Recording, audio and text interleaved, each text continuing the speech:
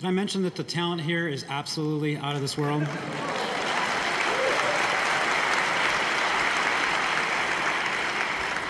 Just incredible.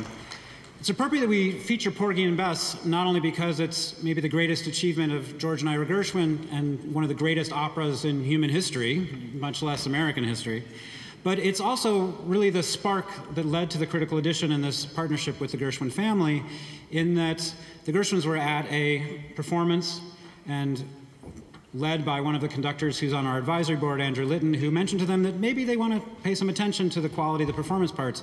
It turns out, believe it or not, that in the history of Porgy and Bess, the vocal score, which the chorus and the singers use to study the piece, and the conducting score that the conductor uses to lead the performance have never agreed with one another.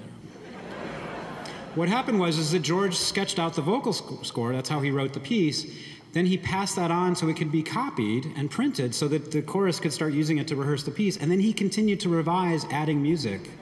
And so here we are, 70 years later, or whatever, and we still do not have a score that matches the parts. So this is really just sacrilege as far as I'm concerned. I mean, this is one of the things that needs to be fixed, and it's one of the motivations for our project.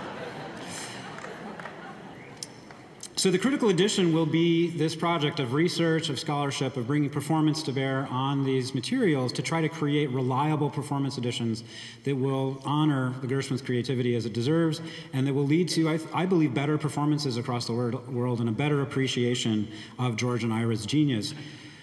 To do that, we're coordinating a project here at the university, which actually will probably be housed right next door in Burton Tower, that I'll be leading, where we'll have a team of students and researchers and executive editor, leading scholars really from around the world. You'll meet Ryan Banagali, who's the editor of the Rhapsody in Blue edition, in a few minutes, when we get to feature the first performance of what draft edition from this project.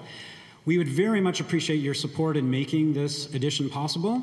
So I need help hiring students, of getting graduate student scholarships, really to be able to feature these kinds of performances and to bring more of this to you. So if you do have the interest in this project and the capacity to help out, please see the program for details on how to donate. I also need to move very quickly because we have, I think, another first in the history of the University of Michigan School of Music, which is that our next performer, Logan Jones, is actually appearing this very night in Cabaret across the campus. So we need to finish it up here so he can go back and finish the rest of the show. But he is an amazing performer. You'll see why we had to have him here tonight, because he's really what the word or phrase triple threat was invented to talk about.